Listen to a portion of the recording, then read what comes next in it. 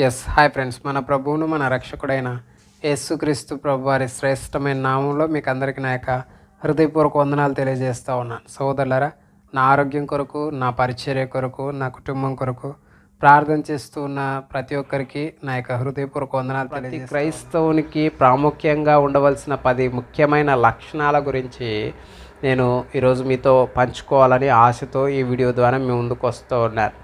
అయితే ఈ video length ఎక్కువైనా పర్వాలేదు, కానీ ప్రతి క్రైస్తవునికి ఉండవలసిన ప్రాముఖ్యమైన 10 లక్షణాలు నేను మీతో పంచుకోవడానికి ఈ వీడియో ద్వారా మీ ముందుకు వస్తూ ఉన్నాను. దయచేసి ఈ వీడియో మిస్ కావద్దండి. ఈ వీడియో ఖచ్చితంగా చివరి వరకు చూడడానికి ప్రయత్నం చేయండి. అయితే మొట్టమొదటి లక్షణాన్ని మనం చూసినట్లయితే, నా ప్రియమైన మొట్టమొదటి లక్షణాన్ని మనం చూసినట్లయితే దేవుని యొక్క వాక్యంలో ఎదగాలి.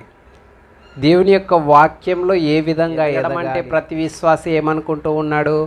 ఎదగడం అంటే బాగా ఎక్కువగా ధనాన్ని సంపాదించి ఇహలోక సంబంధమైన సౌకర్యవంతమైన జీవితాన్ని సంపాదించి దానిలో ఎదగాలి అని అనుకుంటూ ఉన్నారు.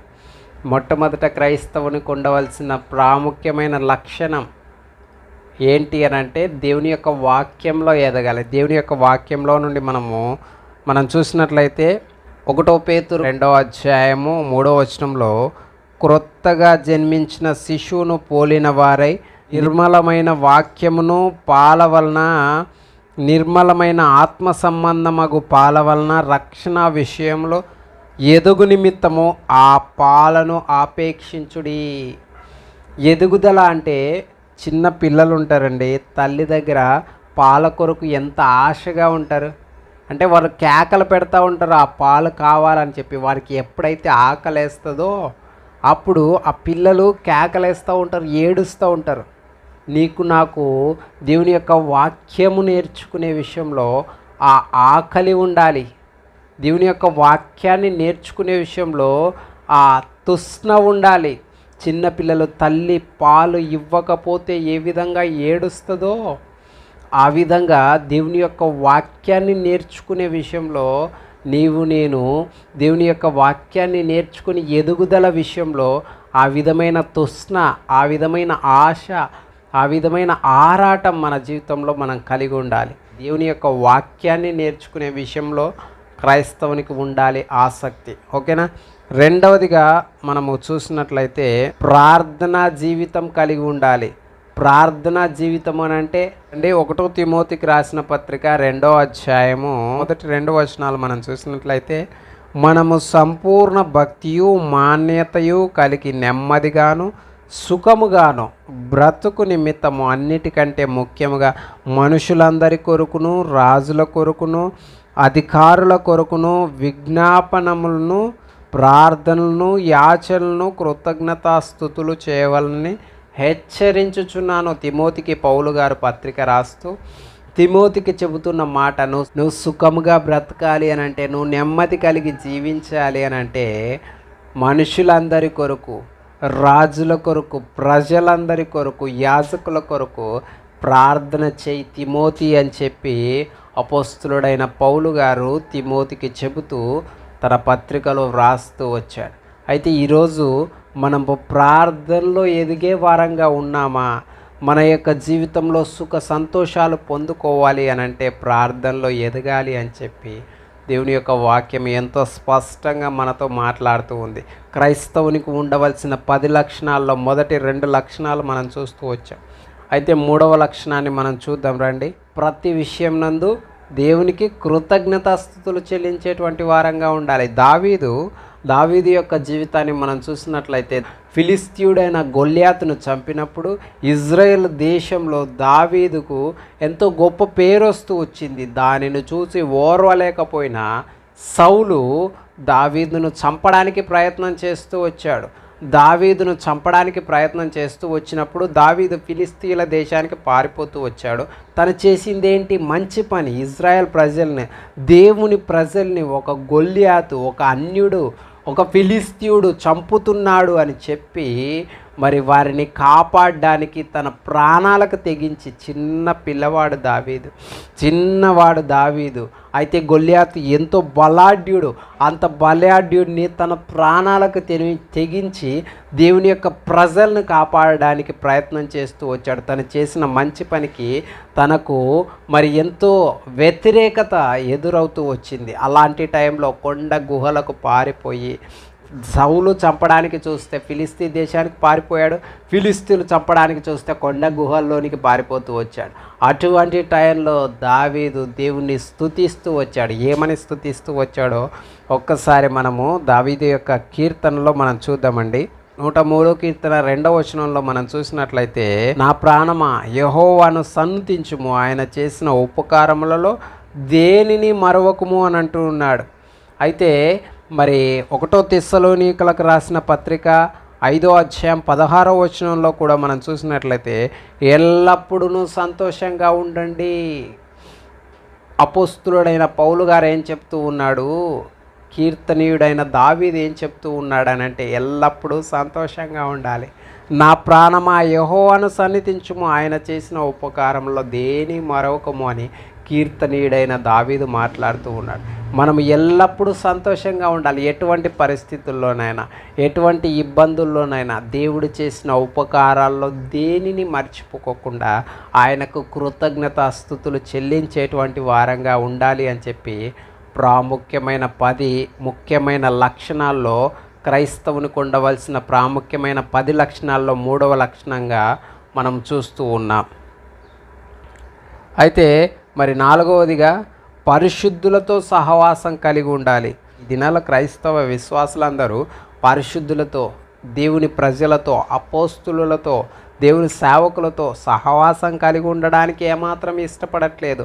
అన్య జనాంగంతో సహవాసం చేయడానికి చాలా ఇష్టపడుతూ ఉన్నారు ప్రతి క్రైస్తవుడు.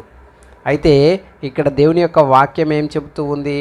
అపోస్తుల కార్యాలు 2వ అధ్యాయం 42వ వచనంలో మనం చూసినట్లయితే, వీరు అపోస్తుల బోధ యందును, సహవాసమందును, రొట్టె విరుచుట యందును, ప్రార్థన చేయుట యందును ఎడతెగక ఉండిరి. ఏ విధంగా ఉండాలి? అపోస్తుల బోధ యందు, సహవాసమందు, అపోస్తులతో సహవాసం చేయాలి, దేవుని ప్రజలతో సహవాసం చేయాలి, దేవుని పిల్లలతో సహవాసం చేయాలని దేవుని యొక్క వాక్యము చెబుతూ ఉంటే, ఇహలోక సంబంధమైన స్నేహాన్ని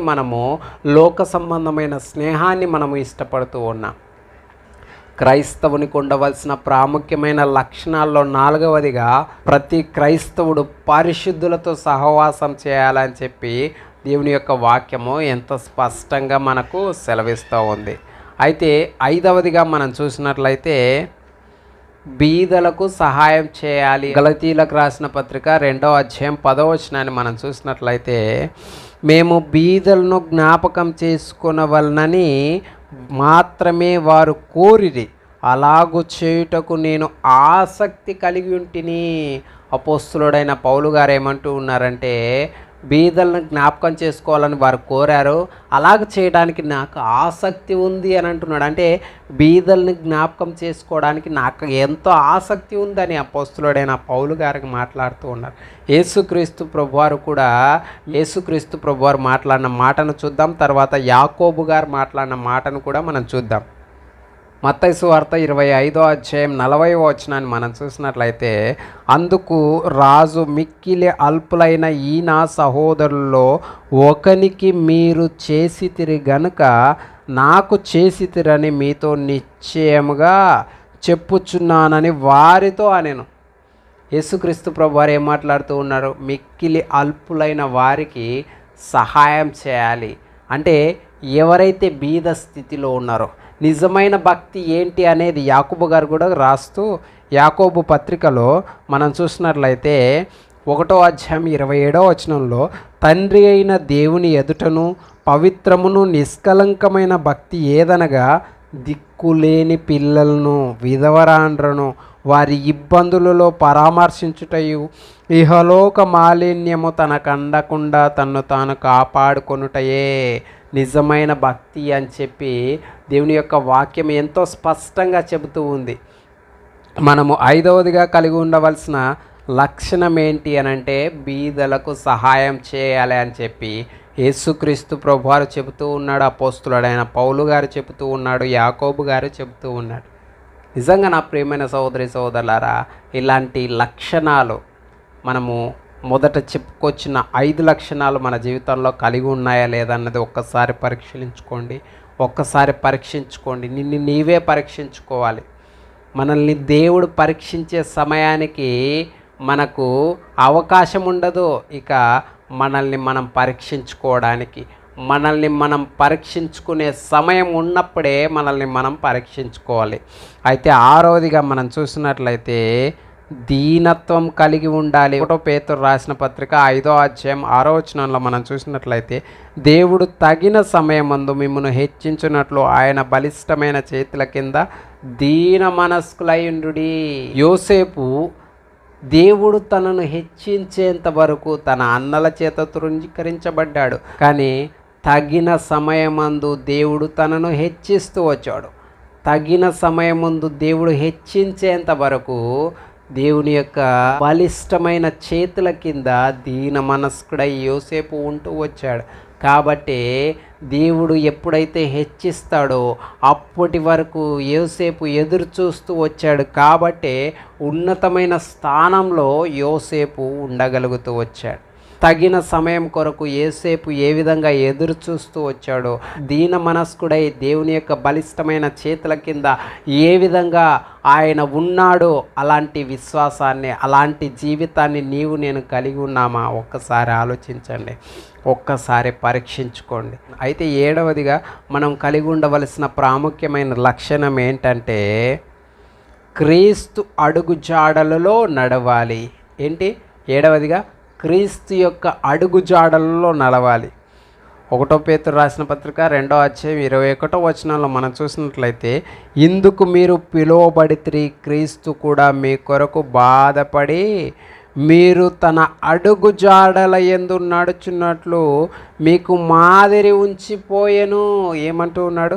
మీకు మాదిరి దేవుడు ఉంచిపోయాడు అని చెప్పి అపోస్తులుడైన పేతురు గారు ఎంతో స్పష్టంగా మనకు చెబుతూ ఉన్నాడు. అయితే అపోస్తులుడైన పౌలు కూడా ఒక మాట అంటాడు, అదేంటంటే నేను క్రీస్తును పోలి నడుచుకున్న ప్రకారము మీరు నన్ను పోలి నడుచుకోండి అని అంటాడు. ఎంత దృఢంగా, ఎంత ధైర్యంగా ఆ మాట చెప్పగలుగుతూ ఉన్నాడో ఒక్కసారి ఆలోచించేయండి. మనం ఎప్పుడైతే క్రీస్తును పోలి నడుచుకుంటామో అప్పుడు మనలో ఉన్న ధైర్యం ఇతరులకు ఒక మార్గాన్ని చూపిస్తుంది. అపోస్తులుడైన పౌలు చెబుతూ ఉన్నాడు స్పష్టంగా, క్రీస్తును పోలి కాదు, నేను క్రీస్తును పోలి నడిచిన ప్రకారం మీరు నన్ను పోలి నడుచుకోండి అని ధైర్యంగా చెప్పగలుగుతూ ఉన్నాడు. ఈ దినాన నువ్వు నీ కుటుంబానికి, నీ సమాజానికి, నీ సంఘానికి, నీ ప్రక్కనున్న నీ సహోదరులకు, నీ స్నేహితులకు, నీ భార్యకు, నీ భర్తకు, నీ పిల్లలకు, నీ తల్లిదండ్రులకు నువ్వు ధైర్యంగా చెప్పగలుగుతూ ఉన్నావా? నేను క్రీస్తును పోలి నడుచుకున్న ప్రకారం మీరు నన్ను పోలి నడుచుకోండి అని అపోస్తులుడైన పౌలు గారు ధైర్యంగా చెప్పగలుగుతూ ఉన్నాడు. ఎందుకనంటే క్రీస్తును పోలి ఆయన నడుచుకుంటూ వచ్చాడు. కాబట్టి నీలో నాలో ఆ ధైర్యం ఉందా? ఒక్కసారి పరీక్షించుకోండి. ఓకేనా? అయితే క్రైస్తవునికి ఉండవలసిన ప్రాముఖ్యమైన లక్షణాల్లో 8వ లక్షణాన్ని మనం చూసినట్లయితే దేవుడు మనకిచ్చిన కృపా వరములను మనము దేవుని మహిమ కొరకు వాడుతున్నామా లేదంటే మన స్వలాభం కొరకు వాడుతూ ఉన్నామా?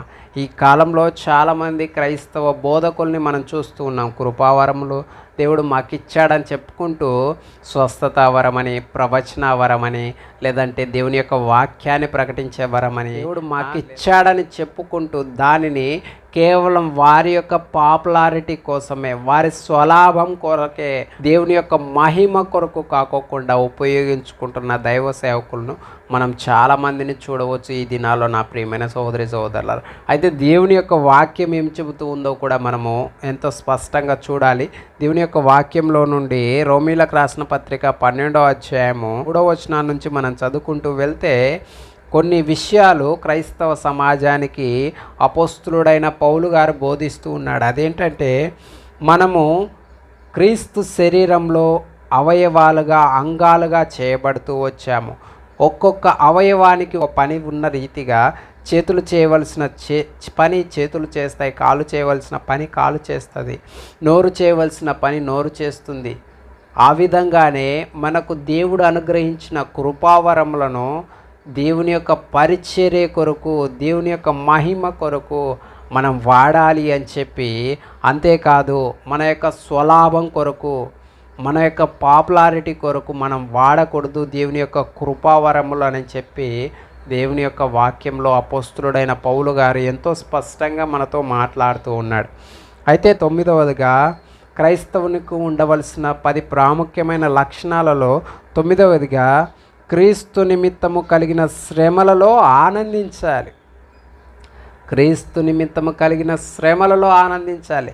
క్రీస్తు నిమిత్తం కలిగిన శ్రమలలో ఆనందించే వాళ్ళు ఎంతమంది ఉన్నారండి ఈ దినాల్లో? ఒక్కసారి ఆలోచించండి. దినాల్లో శ్రమ వచ్చిందంటే అయ్యో ఎందుకు శ్రమలు, అయ్యో నాకే వస్తాయా, నా కుటుంబానికే వస్తాయా శ్రమలు అని చాలా బాధపడే వ్యక్తులను మనం చూస్తూ ఉన్నాం. దేవుని నిమిత్తము కలిగిన శ్రమలలో, క్రీస్తు నిమిత్తం కలిగిన శ్రమలలో ఆనందించే వాళ్ళు చాలా తక్కువగా ఉన్నారు ఈ దినాల్లో. అసలు ఒక ప్రాముఖ్యమైన వ్యక్తి గురించి మనం మాట్లాడితే యెషయా గ్రంథం మనకందరికీ తెలుసు. బైబిల్లో మినీ బైబిల్గా చెప్పబడుతున్న యెషయా గ్రంథంలో కూడా యెషయా ప్రవక్త ద్వారా మరి దేవాది దేవుడు ఎన్నో అద్భుతమైన విషయాలు దేవుని యొక్క వాక్యంలో వ్రాసి ఉంచుతూ యెషయా ప్రవక్త క్రీస్తు నిమిత్తము కలిగిన శ్రమలలో ఎలా ఆనందించాడో మనం చూసినట్లయితే, ఆయనని చరిత్ర ఆధారంలో, బైబిల్లో లేదు కానీ చరిత్రలో మనం ఆయన యొక్క మరణాన్ని గురించి చూసినట్లయితే ఆయనని 2 కాళ్ళు పైకి వేలాడదీసి ఆ 2 కాళ్ళ మధ్య నుండి ఆయనను చెక్క రంపంతో 2 ముక్కలుగా కోసారండి. ఇనుప రంపమైతే ఏదో కటకట తెగిపోతుంది అనుకోండి, చెక్క రంపంతో తెగాలని అంటే ఎంత బాధ అంటే, ఎంత వేదన అంటే, ఎంత నరకం అంటే అంత యాతన. క్రీస్తు నిమిత్తం కలిగిన శ్రమలో ఆయన సంతోషిస్తూ వచ్చాడు. ఇది నీవు నేను ఏ విధంగా ఉన్నాం? క్రీస్తు యొక్క శిష్యులైన వారిలో కూడా స్టెఫెనును మనం చూడొచ్చు, అపోస్తులుడైన పౌలు గారిని చూడొచ్చు, పేతురు గారిని చూడొచ్చు. ఎంతో భయంకరంగా రాళ్లతో కొట్టబడ్డారు, రంపాలతో కోయబడ్డారు, తలకిందులుగా సిలువ వేయబడ్డారు, శిరశ్ఛేదనం చేయబడ్డారు. యోహాను గారిని అయితే సలసలా మాగుతున్న నూనెలో, సలసలా కాడుతున్న నూనెలో వేయించారండి. ఎంత భయంకరం! వారు క్రీస్తు నిమిత్తము కలిగిన శ్రమలలో ఆనందిస్తూ వచ్చారు. దేవుని కొరకు వారు క్రీస్తు నిమిత్తం కలిగిన శ్రమలలో సంతోషిస్తూ వచ్చారు. ఇది చిన్న చిన్న శ్రమలు వచ్చేసరికి, చిన్న చిన్న బాధలు వచ్చేసరికి, చిన్న చిన్న కష్టాలు వచ్చేసరికి ఏదో మనము ఈ లోకంలో ఉన్న నీతిమంతులందరికంటే పెద్ద నీతిమంతులమైనట్టు మాకే ఎందుకు వస్తాయి, మేమే ఇంత నీతిగా బ్రతుకుతున్నప్పటికీ, మేమే ఇంత నమ్మకంగా బ్రతుకుతున్నప్పటికీ మాకే వస్తున్నాయి. ఎంతో నీతిమంతులైన వారికి యెషయా ప్రవక్త పాత నిబంధనలో ఉన్న అందరికంటే ఒక ప్రత్యేకమైన వాడుగా ఉంటూ ఉన్నాడు. అలాంటి ప్రవక్తకే ఎలాంటి మరణం వచ్చిందో మనం చూస్తూ వచ్చాం, కానీ దాంట్లో సంతోషిస్తూ వచ్చాడు. అపోస్తులుడైన పౌలు గారు ఎన్నో పత్రికలు రాస్తూ వచ్చాడు. ఆయనని కూడా మరి ఎంతో భయంకరంగా చంపివేస్తూ వచ్చారు. యోహాను గారిని ప్రకటన గ్రంథం దేవుని చేత దర్శనాన్ని పొందుకొని దేవుని యొక్క రాకడ సమయంలో, యుగాంత సమయంలో ఏమి జరగబోతుంది అని చెప్పి దేవుని చేత పొందుకున్నటువంటి వ్యక్తినే మరి నూనెలో వేసి మాడుస్తూ వచ్చారు, కాలుస్తూ వచ్చారు. కానీ నీవు నేను వారికంటే గొప్పవారమా? నీవు నేను వారికంటే నీతిమంతులమా? ఒక్కసారి ఆలోచించండి నా ప్రియమైన సోదరి సోదరులారా.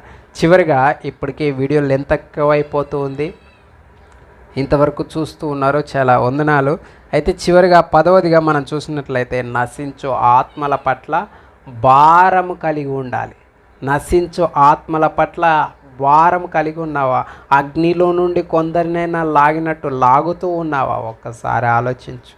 నశించు ఆత్మల పట్ల భారం లేదు. నిన్ను నీవు ప్రొటెక్ట్ చేసుకోవడానికి, నిన్ను నీవు కాపాడుకోవడానికి, ఇహలోక సంబంధమైన సంతోషం, సౌకర్యవంతమైన జీవితాన్ని జీవించడానికి ఇష్టపడుతూ ఉన్నావే కానీ క్షణభంగురమైన దానిని సంపాదించుకోవడానికి, అశాశ్వతమైన దానిని ఆనందించడానికే చూస్తూ ఉన్నావు. కానీ ఆత్మల పట్ల భారమేది, ఆత్మల పట్ల ప్రయాసేది. ప్రభు పనిలో ఒకప్పుడు ఎంతో సంతోషంగా, ఎంతో ఆనందంగా, ఎంతో ఉత్సాహంగా దేవుని యొక్క పరిచర్య చేయడానికి వెళ్ళేవాడు. ఇప్పుడు దేవుని యొక్క పరిచర్య చేయాలంటే సంతోషం లేదు, ఆనందం లేదు, ఏదో దిగాలుగా.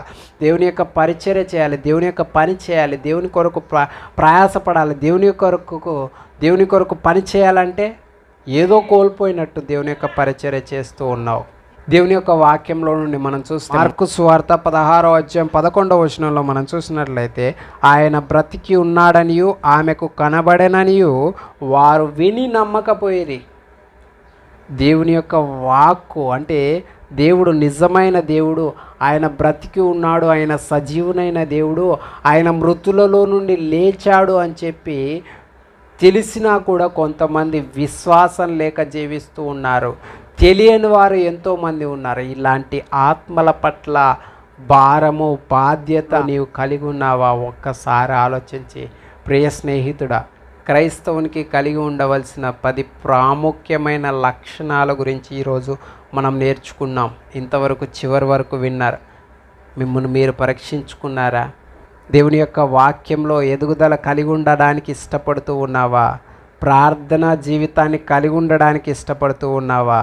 ప్రతి విషయంలో దేవునికి కృతజ్ఞతాస్తుతులు చెల్లించడానికి ఇష్టపడుతూ ఉన్నావా? పరిశుద్ధులతో సహవాసం కలిగి ఉండడానికి ఇష్టపడుతూ ఉన్నావా? బీదలకు సహాయం చేసి ఆ లక్షణం కలిగి ఉండడానికి ఇష్టపడుతూ ఉన్నావా? దీనత్వం కలిగి ఉండడానికి ఇష్టపడుతూ ఉన్నావా? క్రీస్తు అడుగుజాడులు నడిచే ఆ లక్షణం కలిగి ఉండడానికి ఇష్టపడుతూ ఉన్నావా? దేవుడు మనకిచ్చిన కృపావరాలని దేవుని యొక్క మహిమ కొరకు వాడే ఆ లక్షణాన్ని కలిగి ఉండడానికి ఇష్టపడుతూ ఉన్నావా? క్రీస్తు నిమిత్తము కలిగిన శ్రమలలో ఆనందించే ఆ లక్షణాన్ని కలిగి ఉండడానికి ఇష్టపడుతూ ఉన్నావా? నశించు ఆత్మల పట్ల భారం కలిగి ఉండే ఆ లక్షణాన్ని కలిగి ఉండడానికి ఇష్టపడుతూ ఉన్నావా లేదా? ఒక్కసారి మిమ్మల్ని మీరు పరీక్షించుకోండి. మనల్ని మనం పరీక్షించుకుంటేనే మంచిది. మనల్ని దేవుడు పరీక్షిస్తే నిన్ను నీవు పరీక్షించుకుంటే మంచిది. నిన్ను దేవుడు పరీక్షించే సమయానికి నిన్ను నీవు పరీక్షించుకొని సరిచేసుకోకపోతే, నిన్ను దేవుడు పరీక్షించే సమయానికి నిన్ను నీవు పరీక్షించుకొని సరిచేసుకోకపోతే నీ యొక్క జీవితంలో గొప్ప నష్టాన్ని పొందుకుంటావు, ఆత్మీయంగా నష్టపోతావు. ఈ నిత్య రాజ్యంలో దేవుని యొక్క సింహాసనం ఎదుట నిత్య నరకాగ్నికి వెళ్ళే లిస్టులో నువ్వు చేర్చబడతావు. నిన్ను నీవు పరీక్షించుకొని సరిచేసుకుంటే నిత్యరాజ్యంలో దేవునితో పాటు యుగయుగాలు సంతోషాన్ని అనుభవిస్తాం. కాబట్టి దయచేసి జాగ్రత్త కలిగి ఈ లక్షణాలన్నీ, క్రైస్తవునికి ఉండవలసిన 10 ప్రాముఖ్యమైన లక్షణాలన్నీ నీ జీవితంలో నీవు కలిగి ఉన్నావా లేదా అన్నది పరీక్షించుకొని నీ యొక్క జీవితంలో క్రీస్తు న్యాయపీఠం ఎదుట నిలవబడినప్పుడు, దేవుని యొక్క న్యాయపీఠం ఎదుట నిలవబడినప్పుడు ఉన్నతమైన బహుమానం పొందుకునేవాడిగా ఉండాలని చెప్పి మనస్ఫూర్తిగా కోరుకుంటూ సెలవు తీసుకుంటా ఉన్నాను. Praise the lord.